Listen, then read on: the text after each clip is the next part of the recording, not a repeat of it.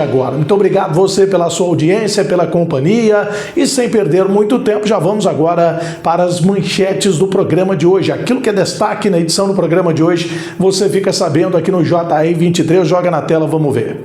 À frente de um carro completamente destruída, uma moto caída e bonecos cobertos por mantas térmicas compunham uma cena que chamava a atenção de quem passava pela Praça Nossa Senhora da Conceição, no centro de Franca. Um grave acidente registrado na madrugada deste domingo, na rodovia Antônio Giolo, que dá acesso ao distrito de Estreito, em Pedregulho, resultou na morte de uma mulher e deixou outras 3 pessoas gravemente feridas.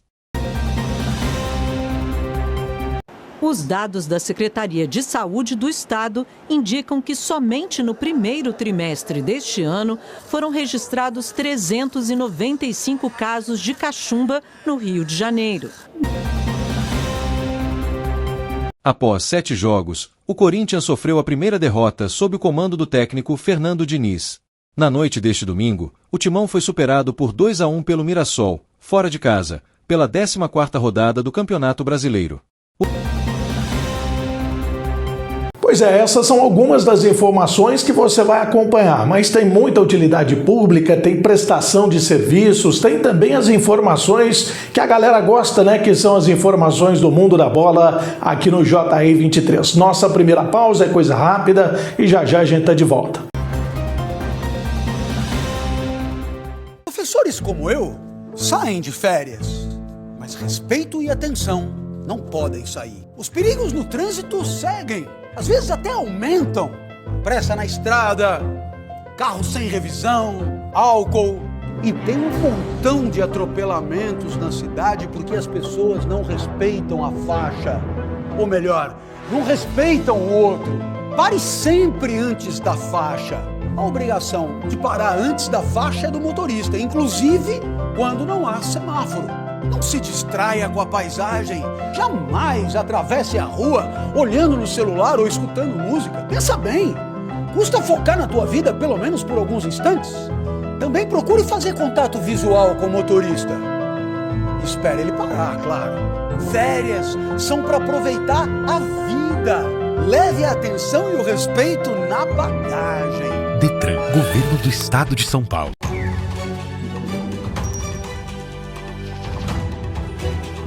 Toda boa viagem começa com um bom planejamento, ainda mais se for no meio da natureza.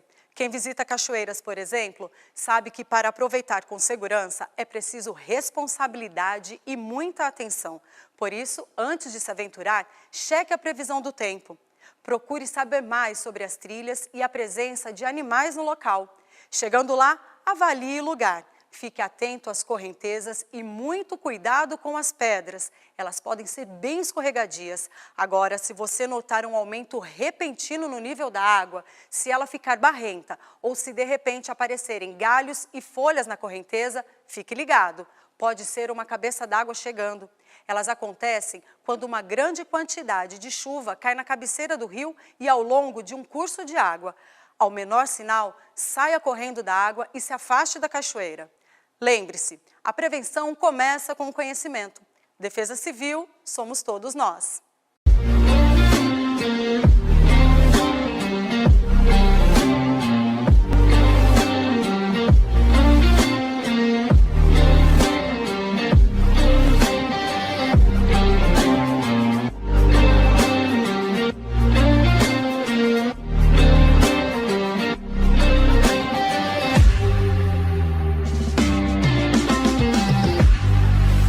Uma nova opção, dinâmico e diversificado, uma multiplataforma em serviço da informação, notícias, entretenimento e variedade. O que você precisa saber para começar o dia, na velocidade do tempo, a informação que vai de encontro com o seu interesse. www.portaldefranca.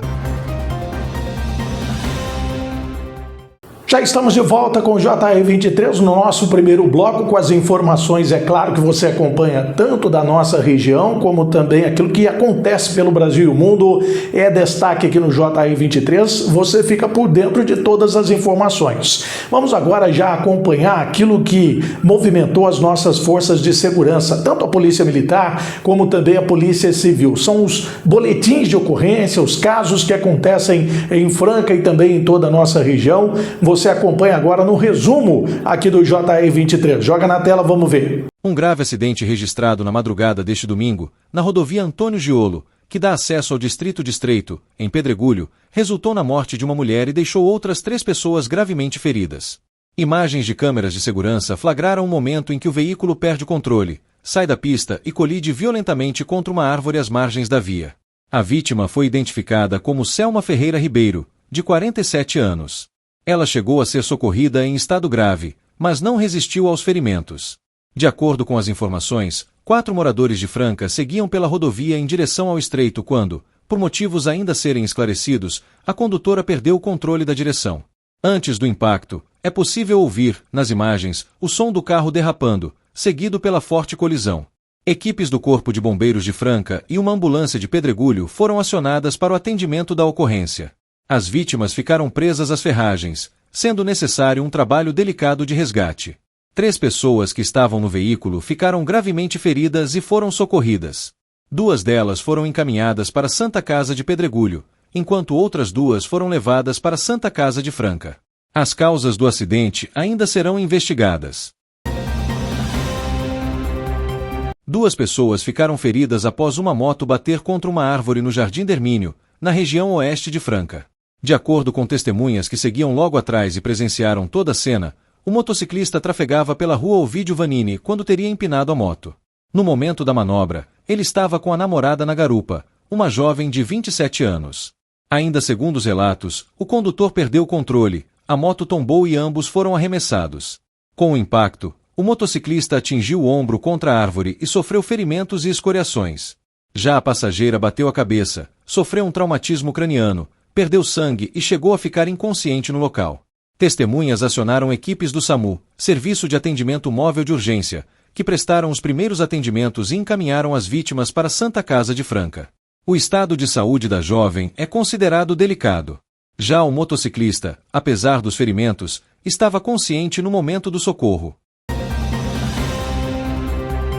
Solange Aparecida Pimenta, de 61 anos, morreu afogada enquanto pescava em uma represa de Capetinga, em Minas Gerais. De acordo com o Corpo de Bombeiros Militar de Minas Gerais, a vítima havia ido até a represa após o almoço. O momento de lazer foi interrompido por volta das 15 horas, quando uma criança percebeu o corpo da mulher já boiando. O alerta foi dado ao marido da vítima, que estava nas proximidades. Quando Solange foi retirada da água, equipes de resgate iniciaram imediatamente as manobras de reanimação, mas, apesar dos esforços, ela não resistiu. E o trabalho das forças de segurança é sempre muito importante, seja da Polícia Militar, da Polícia Civil, a Guarda Civil Municipal tem feito um trabalho muito importante aqui na nossa região e é claro que também a gente destaca, mostra aqui no JR 23. À frente de um carro completamente destruída, uma moto caída e bonecos cobertos por mantas térmicas compunham uma cena que chamava a atenção de quem passava pela Praça Nossa Senhora da Conceição, no centro de Franca. Ao se aproximarem, os moradores descobriram que os veículos haviam sido envolvidos em um acidente real, ocorrido em 2014. Na ocasião, o motorista do carro, que dirigia sob efeito de álcool, colidiu com a motocicleta ocupada por 2 pessoas. As vítimas não resistiram aos ferimentos e morreram no local. O cenário, montado com base em fatos reais, teve um único objetivo: chamar a atenção da população para os riscos no trânsito. A ação integrou uma mobilização de conscientização e marcou o início das atividades do Maio Amarelo 2026, mês dedicado à causa. A iniciativa contou com a participação da Polícia Militar, da Guarda Civil Municipal, do Tiro de Guerra, do Corpo de Bombeiros e do DETRAN, Departamento Estadual de Trânsito. Uma reflexão. Esse veículo vai sair daqui hoje, vai para a Unifran, vai ficar lá até o dia 11, e do dia 11 ao 17 vai estar no Franca Shop, passando essa mesma mensagem. Faremos algumas palestras esse mês de maio, vamos distribuir esse talãozinho de advertência mirim, tipo as crianças fazendo a multa nos pais quando eles cometerem infrações de trânsito, para a gente envolver a família, todo esse núcleo, para juntos a gente tentar mudar o comportamento para reduzir esse número de mortes em Franca. Uma breve pausa para mais um intervalo rapidinho aqui no JR 23 e na sequência tem mais informações no JR 23, tem economia, tem saúde, utilidade pública, é rapidinho, a gente já está de volta. Gente, eu tô aqui para falar de um assunto muito importante. Falta de sangue. Você sabia que menos de 2% da população brasileira doa sangue regularmente? Pois é, nós precisamos tornar esse gesto de amor um hábito. Tem muita gente precisando e para cada pessoa que doa, outras 4 são beneficiadas. Faça a sua parte. Doe sangue. É rápido. Ô, Sô, você está acostumado a me ver aqui contando uns caos, umas piadas, fazendo o povo rir, né? Pois então, mas hoje aqui a prosa é séria. O Hospital do Câncer de Franca é um lugar onde a coisa é pra valer mesmo. Lá é sério. Lá eles tratam de câncer de bebê, de jovem, de adulto e de idoso. Como nós falamos na roça, de uma mana caducando. Eles acolhem todo mundo. E é por isso que eu tô aqui, pra modo de pedir a sua ajuda. Vamos ajudar o Hospital do Câncer de Franca e cuidar de quem precisa, senhor. Então, meu povo, bora doar, que ajudar é coisa séria, mas não precisa ser sem graça também, né? Bora fazer esse bem acontecer, mexer o doce pra não azedar, bora pra riba que pra baixo é contramão. Então partiu ajudar o Hospital do Câncer de Franca. Seja um parceiro do bem, senhor, porque ajudar é sempre uma coisa boa. Né não? Acontecido.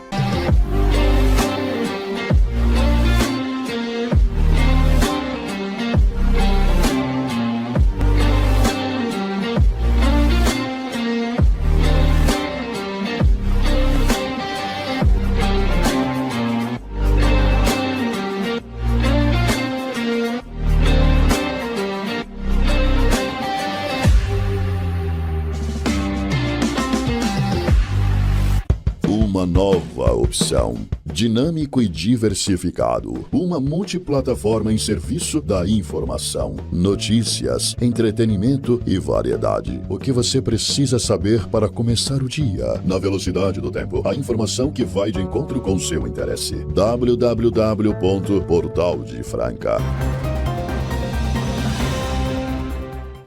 Já estamos de volta e esse aqui é o segundo bloco do programa do JR 23, sempre trazendo informações com utilidade pública, prestação de serviços e aquela informação que te ajuda no seu dia a dia. Tem reportagem especial, joga na tela, vamos ver.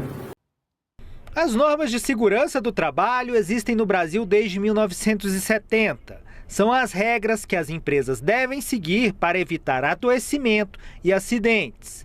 Em mais de 50 anos, o perfil dos empregos mudou, mas passar o dia sentado em ambientes com ar-condicionado não significa menos riscos para os trabalhadores. Essa mulher, que prefere não ser identificada, desistiu da carreira na publicidade após passar por um processo adoecedor. Pensar em voltar a trabalhar com esse tipo de relação mesmo, assim, é desesperador, é bem frustrante, angustiante, sabe? Eu não consigo me projetar numa vida em agência de novo, sem ser muito dolorido, sem ser muito violento, assim, muito agressivo no dia a dia. Dados da Previdência Social mostram que os benefícios concedidos por questões de saúde mental triplicaram em 10 anos e ultrapassaram 500 mil de casos em 2025. Por isso, muitas empresas já vinham atuando para reduzir esses riscos à saúde dos trabalhadores. Nesta empresa, que presta serviços de atendimento ao cliente a diversas marcas, a cultura e o ambiente corporativo são desenhados para o bem-estar dos trabalhadores. São oferecidas 3 pausas diárias, há ainda massoterapia e salas com sofás e jogos para relaxamento. Não cuidar das pessoas, eu também não estou cuidando do negócio. Então não adianta eu querer exigir o melhor atendimento do mundo para uma pessoa e eu não prestar também esse melhor atendimento para ela, dar esse suporte. Em 2024, as normas de segurança do trabalho foram atualizadas para prever também os riscos psicossociais. E E a partir de maio, as empresas estarão sujeitas à fiscalização. Agora, é preciso adotar medidas para evitar que o ambiente de trabalho promova adoecimento por esgotamento e estresse. Antigamente, a gente tinha esse olhar mais para a questão dos riscos físicos, até por uma questão histórica, né? A gente tinha trabalhadores muito mais na força produtiva e hoje a gente tem uma intelectualização dos trabalhos. Então, hoje a gente passa a olhar no cenário macro de riscos para a saúde mental também. Combater o assédio moral também é fundamental. Quando você tem liderança abusiva, quando você tem quadros de assédio, quando você tem um ambiente em que falta pertencimento, um ambiente discriminatório, você tem aí uma grande oportunidade de implementar uma série de iniciativas, mas basicamente, se você não tiver a liderança jogando junto a favor da empresa, aí sim você vai estar perdendo dinheiro. E as autoridades em saúde estão sempre atentas, né, fazendo alertas da responsabilidade tanto do cuidado, né, com a higiene, da vacinação. Então a gente sempre tem também aqui no JR 23 esses conteúdos importantes, seja em nível regional aqui da nossa região de Franca, mas também as notícias que repercutem pelo Brasil e o mundo. Os dados da Secretaria de Saúde do Estado indicam que somente no primeiro trimestre deste ano foram registrados 395 casos de cachumba no Rio de Janeiro. No mesmo período do ano passado, o número foi de 210. As crianças menores de 9 anos estão entre os mais infectados, o que indica baixa cobertura vacinal entre esse grupo. As autoridades de saúde alertam que a vacina é a única forma de prevenção contra a doença. A tríplice viral ainda protege contra o sarampo e a rubéola. O principal sintoma da cachumba é um inchaço no rosto, que pode estar associado à febre e à dor de cabeça. A transmissão acontece por meio da saliva e os sintomas surgem de 12 a 25 dias após o contato com o vírus. A secretaria ressalta que não há registro de surto nem de óbito. Confira agora também o que é destaque pelo mundo no Minuto JR.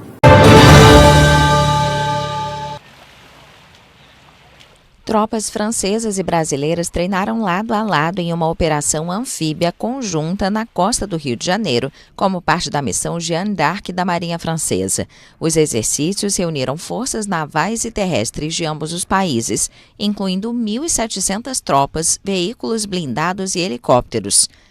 O desdobramento anual combina o treinamento de mais de 150 jovens oficiais franceses com missões operacionais ao lado de forças parceiras.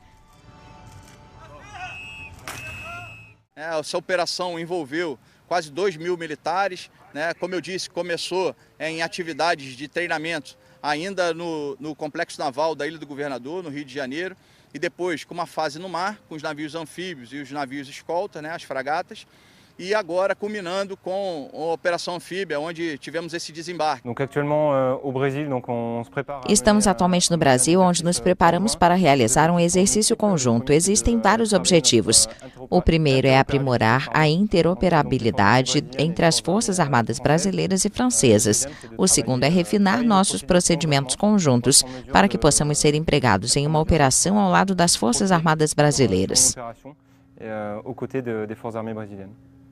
Os exercícios conjuntos no mar, subaquáticos e em terra fortalecem os laços militares de longa data entre os dois países. A Marinha Brasileira informou que a operação compreendeu diversas fases, desde o treinamento inicial no Rio até manobras coordenadas no mar e um desembarque final. Mais uma pausa rapidinha aqui no nosso programa, claro, mas é rapidinha para ir bola e já na sequência, falando em bola, temos aí as informações do esporte, né? Aquilo que acontece em nível nacional, o que é novidade pelo mundo, também as equipes da nossa região, a gente conta para você daqui a pouquinho.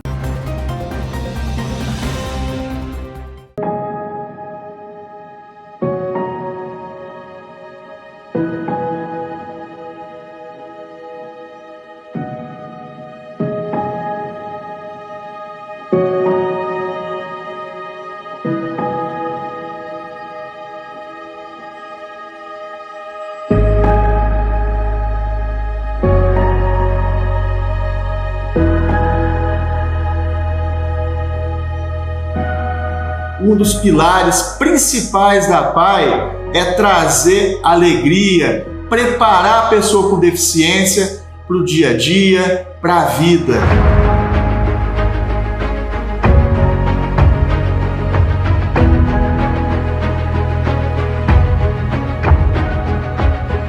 Então é essencial a gente ter uma autonomia para a vida.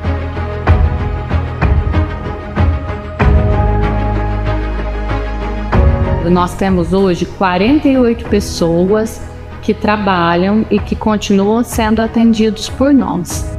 E arrumar serviço, né? E ficar só em casa para ela. Aí pode que eu ajudar minha família.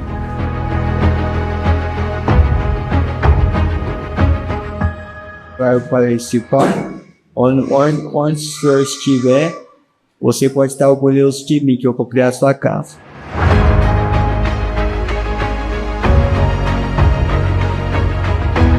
Nossa, meu sentimento é de muito orgulho, né? Eu fiquei super satisfeita ó, porque sabendo que você tinha comprado a sua casa, que era um sonho da vida dele, né?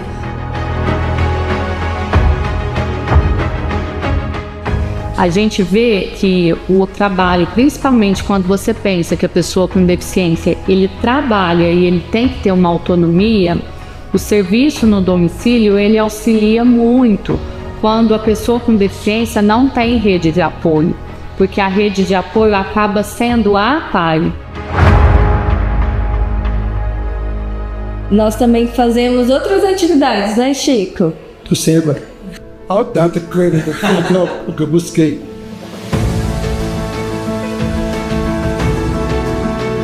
A instituição, ela tem por missão a transformação da vida das pessoas com deficiência e suas famílias. Porque a PAI é aquilo assim, é um contexto de amor. Porque foi na PAI que eu aprendi a amar. É uma construção de conhecimento o tempo inteiro aqui. A gente entra aqui achando que sabe alguma coisa, mas no fundo a gente não sabe absolutamente nada. A gente sabe que ter direito é uma coisa, mas chegar neles é muito difícil.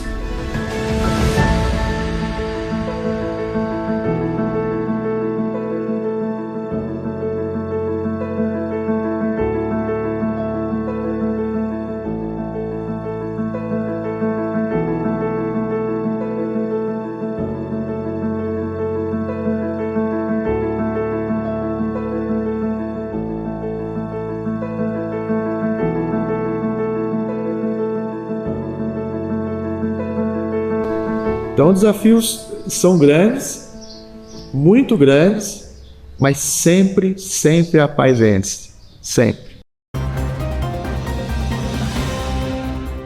Já estamos de volta e agora também com um cenário novo para falar do mundo da bola, para falar de esporte, que é muito bacana, que é um dos momentos mais esperados aí pelo nosso amigo telespectador e telespectadora que acompanha o JR23. A gente sempre fica muito feliz, né, que você que está aí nos acompanhando, seja torcedor do basquete, seja torcedor da Francana, dos grandes clubes, né, e é claro que a gente sempre tem informações e traz tudo resumido para você aqui no Giro de Informações. Vamos ver. Após 7 jogos, o Corinthians sofreu a primeira derrota sob o comando do técnico Fernando Diniz.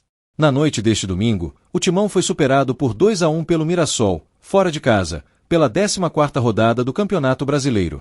O Leão construiu o resultado ainda no primeiro tempo, com gols de Carlos Eduardo, de pênalti, e Edson Carioca. Foram também os primeiros gols sofridos pelo Corinthians desde a chegada do novo treinador. O Timão diminuiu na etapa final com Dieguinho. O jovem, que saiu do banco de reservas, marcou, mas não evitou a derrota alvinegra.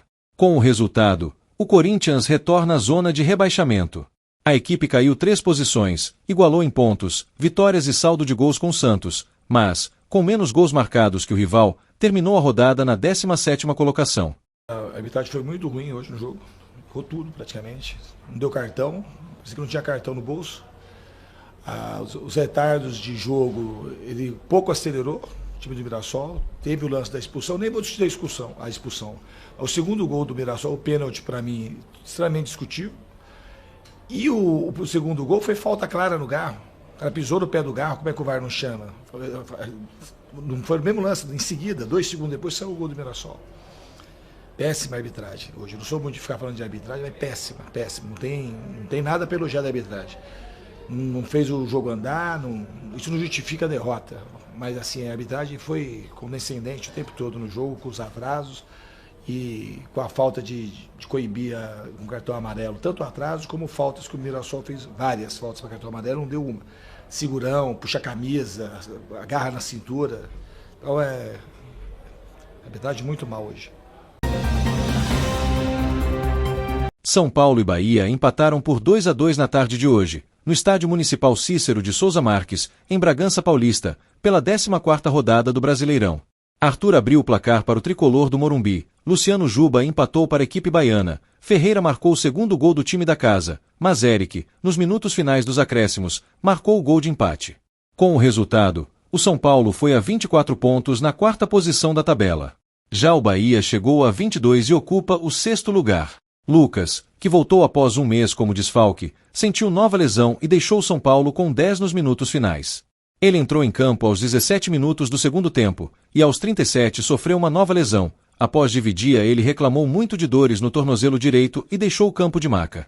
A equipe de Roger Machado volta a campo na quinta-feira, às 19 horas contra o O'Higgins, pela 4ª rodada da Copa Sul-Americana. É frustrante, né, por todo o contexto da partida, né, ter o Sérvio na frente, ter sofrido o empate e depois novamente voltar à frente do placar. Penso que a gente criou outra chance para definir o jogo ali, né? Mesmo logo na abertura do segundo tempo a gente já podia ter feito o 2-1 no lance individual do Arthur, né? E quando faltava ali uns 20 minutos a partida acabou mudando completamente o contexto, né? Com a lesão ali do Lucas, né? E dentro de campo também a lesão do Alain, né? Que acabou que a gente teve que empurrar para frente da linha, né? Então, né, nós ficamos com 10 jogadores em campo, mas, né, na prática, né, com -1, né, porque o Alain, dentro do sacrifício que ele pôde fazer pelo coletivo, permaneceu, né, até porque não havia outra troca. A gente lamenta muito o resultado, né, porque penso que a gente criou o suficiente para vencer, né, mas eu tenho que valorizar o esforço dos atletas. Nesse ponto a gente vai comemorar lá na frente, sim, né, mesmo não vencendo, né, mas atuando, né, com consistência, né, contra uma grande equipe que também busca se recuperar e estava disputando posição com a gente. Palmeiras e Santos empataram por 1-1 na noite deste sábado, pela 14ª rodada do Campeonato Brasileiro. A partida foi jogada no estádio palmeirense, na última vez que o local levou o nome de Allianz Parque. A seguradora deixou de batizar o estádio palmeirense, que tem o Nubank como detentor dos naming rights. O Peixe abriu o placar ainda no primeiro tempo, com Roleiser. O Verdão, porém, buscou empate na etapa final, com Flaco Lopes. O Palmeiras chegou a marcar o segundo gol nos acréscimos, mas o lance foi anulado após revisão do VAR. A arbitragem identificou desvio no braço de João Arias na sequência da finalização de Alan, invalidando o que seria o gol da virada. O jogo também marcou o retorno do atacante Paulinho, do Palmeiras. O atleta não atuava há 302 dias após passar por 2 cirurgias na perna direita. Com o resultado, o Palmeiras segue na liderança do Campeonato Brasileiro, agora com 33 pontos. O Verdão tem 7 de vantagem sobre o Flamengo e não tem risco de ser ultrapassado nesta rodada. Já o Santos deixa momentaneamente a zona de rebaixamento. A equipe da Vila Belmiro, porém, pode retornar ao Z4 caso Internacional e Atlético Mineiro vençam seus jogos na rodada. Em relação ao posicionamento, eu vou-te responder um bocadinho. Hoje, se calhar nós vimos um bocadinho os jogadores a tentarem fugir do encaixe do adversário, tentamos que os nossos jogadores levassem o adversário para posicionamentos desconfortáveis, o encaixe era evidente e era perseguição, então muitas vezes eles precisavam de sair das posições para criar essa dinâmica, criar esse desconforto no adversário, tentar que ele viesse mais para zonas interiores precisamente para isso, para poder abrir espaços para depois outros jogadores poderem infiltrar. Essencialmente isso. Em relação aos 3, foi uma questão estratégica para o jogo, tentarmos ter um jogador mais por dentro, porque nós prevíamos essas perseguições, então tentar tirar jogadores da última linha defensiva do Santos para poder abrir mais espaços para nós podermos conquistar esses espaços, essencialmente isso.